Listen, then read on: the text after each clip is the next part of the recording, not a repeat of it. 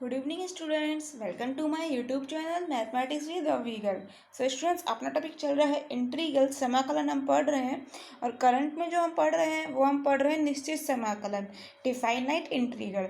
Indefinite integral तो हम पहले ही पढ़ चुके हैं। क्या डिफरेंस होता है दोनों में, निश्चित समाकलन और अनिश्चित समाकलन में? निश्चित समाकलन में, डिफाइनाइट इंटीग्रल में हमें लिमिट्स दे देते हैं, ठीक है। और इनडिफाइनाइट इंटीग्रल में यानी कि अनिश्चित समाकलन में हमें लिमिट नहीं दी होती, इसीलिए इंटीग्रेशन के बाद हम कांस्टेंट ऑफ इंटीग्रेशन ऐड करते हैं। क्लियर? सो स्टूडेंट्स, आज का आपका टॉपिक जो है वो डिफाइनाइट इंटीग्रल, निश्चित समाकलन का है। आपको इंटीग्रेट करना है कोसेक एक्स को विद लिमिट्स π/6 टू π/4। लिमिट क्या दी है? π/6 टू π/4, ठीक है।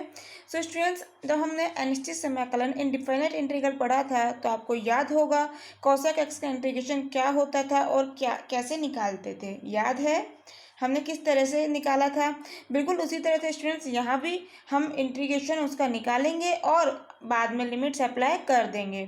सो स्टूडेंट्स, करते हैं अपना इंटीग्रेशन। तो कॉसेक एक्स का इंटीग्रेशन हमने कैसे किया था? वहाँ हमने किया था cosec x minus cot x से मल्टीप्लाई और डिवाइड, तब हमने कॉसेक एक्स का इंटीग्रेशन किया था। क्लियर? क्या क्या था स्टूडेंट्स? देखिए, लिमिट्स तो एज इट इज़ चल ही रही हैं, π/6 टू π/4। क्लियर?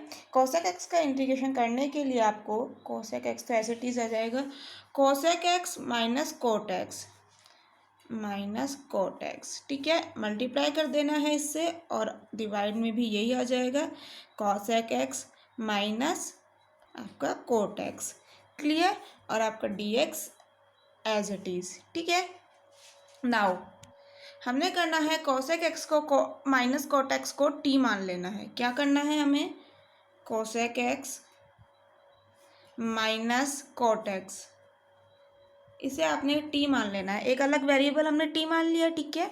नाउ डिफरेंशिएशन कीजिए स्टूडेंट्स। सो कॉसेक एक्स का डिफरेंशिएशन क्या होता है? Minus cot x cosec x, यही होता है, ठीक है। और कॉट एक्स का क्या होता था स्टूडेंट्स? आपका minus cosec square x. Clear? Minus तो ये आपका पहले से ही है। कॉट एक्स का डिफरेंशिएशन क्या होता है? Minus cosec square x. और आपका हमने कॉसेक का कर दिया, कोट का कर दिया, बचा अपना एक्स, तो एक्स का हो गया अपना d x is equal to t का आपका आ गया डी टी, ठीक है। Now minus cot x cosec x, ये माइनस माइनस प्लस हो गया, so plus cosec square x bracket बंद और ये आपका d x is equal to d t. अब देखिए दोनों में से कॉसेक एक्स कॉमन आ रहा है तो कॉमन ले लीजिए, कोसेक एक्स हमने ले लिया कॉमन, ठीक है। तो यहाँ क्या बचेगा आपका? एक कोसेक एक्स कॉमन गया है ना, पावर 2 है यानी कि एक कोसेक एक्स बच जाएगा, ठीक है। ये कोसेक एक्स बाहर जा चुका है, क्या बच जाएगा? माइनस आपका कोट एक्स, ठीक है। और ये डी एक्स तो चल ही रहा है और इज इक्वल टू में डी टी भी, ठीक है। तो स्टूडेंट्स, यहाँ से कोसेक एक्स को आप भेज दीजिए डिवाइड में, ठीक है। तो क्या आ जाएगा? Cosec x minus cot x bracket बंद और आपका d x is equal to, इसको हम भेज रहे हैं डिवाइड में यानी कि डी टी अपॉन आपका कोसेक एक्स, ठीक है। अब देखिए ये वैल्यू पुट कर देनी है आपको अपने इंटीग्रेशन में। क्या था इंटीग्रेशन? देखो दोबारा लिख लेते हैं।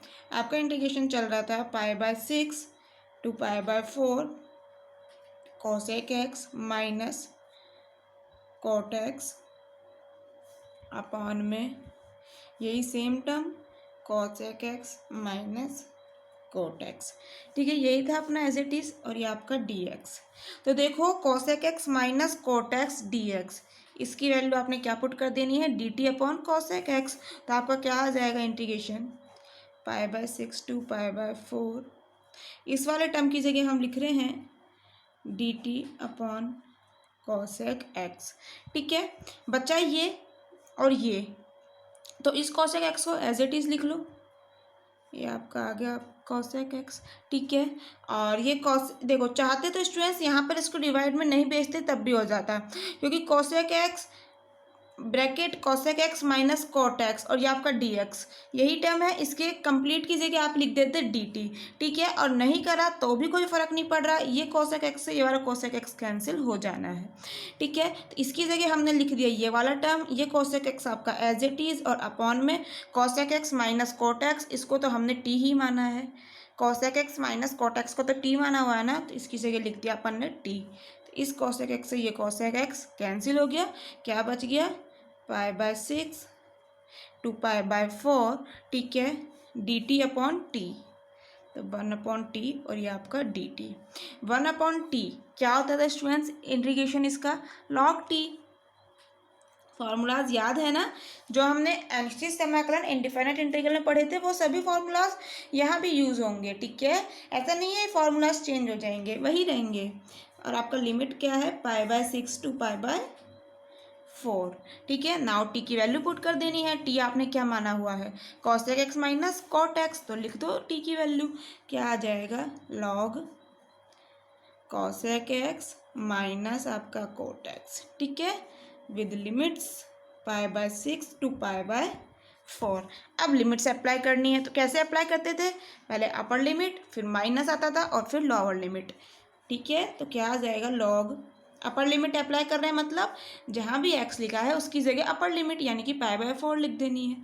तो cosec x की जगह पाई बाय 4 माइनस फिर cot और ये आपका x की जगह पाई बाय 4, ठीक है, ब्रैकेट और ये फिर माइनस। अब लोअर लिमिट अप्लाई करनी है, तो log, अब x की जगह क्या लिख देना है, पाई बाय 6, तो cosec पाई बाय 6, ठीक है, माइनस cot पाई बाय आपका 6, ब्रैकेट बंद।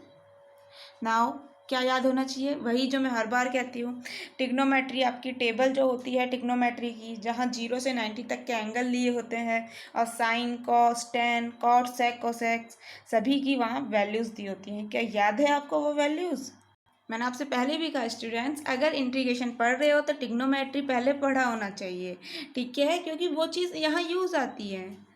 अगर आप चाहते हो स्टूडेंट्स टिग्नोमेट्री पढ़ना, तो आप मुझे कमेंट बॉक्स में बता दीजिए, हम वहाँ पढ़ लेंगे, ठीक है। वहाँ सारी चीज़ आती जाएंगी, एंगल की वगैरह सब चीज़ आएंगी स्टूडेंट्स, आप एक बार बता दीजिए तो हम पढ़ लेंगे, क्लियर। तो स्टूडेंट्स क्या होती है मैं बता देती हूँ, आपको वैल्यू याद नहीं है तो कोसेक पाई बाय 4 की वैल्यू होती है आपकी √2, ठीक है, माइनस कोट पाई बाय 4 की वैल्यू होती है स्टूडेंट्स 1, ठीक है, देन माइनस, ब्रैकेट बंद कर लेते हैं, लॉग कॉसेक पाई बाय 6 इसकी वैल्यू होती है स्टूडेंट्स आपकी 2, clear, minus cot pi by 6 इसकी वैल्यू होती है √3, ठीक है। वैल्यूज़ याद रखिए, मैंने आपसे कहा था साइन की वैल्यू याद रखो, सभी वैल्यूज़ हम निकाल सकते हैं। याद है वो चीज़ें जो मैंने आपको वहाँ समझाई थी। स्टूडेंट्स यदि आपने नहीं पढ़ा है तो प्लीज़ मेरे प्रीवियस लेक्चर्स जब आप देखेंगे वहाँ मिल जाएगा, मैंने आपको टेबल बना के दिखाई भी थी, ठीक है। और हम दोबारा पढ़ लेंगे स्टूडेंट्स, आप बता दीजिए, टिग्नोमेट्री कंप्लीट पढ़ लेंगे, क्लियर। अब स्टूडेंट्स क्या करना है, चाहो तो यहाँ छोड़ सकते हैं आंसर, बट स्टूडेंट्स इसको और भी सिंप्लीफाई हम कर सकते हैं लॉग की कुछ प्रॉपर्टीज़ का यूज़ करते हुए। तो याद है कुछ प्रॉपर्टीज़ लॉग की जो मैंने आपको बताई हुई हैं, देखिए जो आपकी यहाँ यूज़ आ रही है प्रॉपर्टी, वो आ रही है ये वाली use, log m minus log n is equal to होता है log m upon n।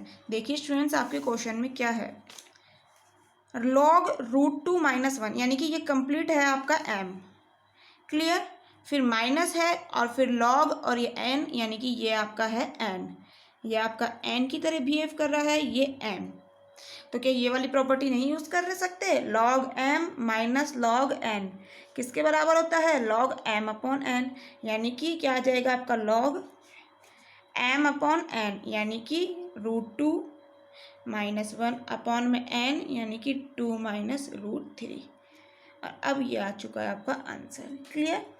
Property याद रखो, इस फॉर्म में आंसर निकाल के आइएगा, ठीक है, समझ आया।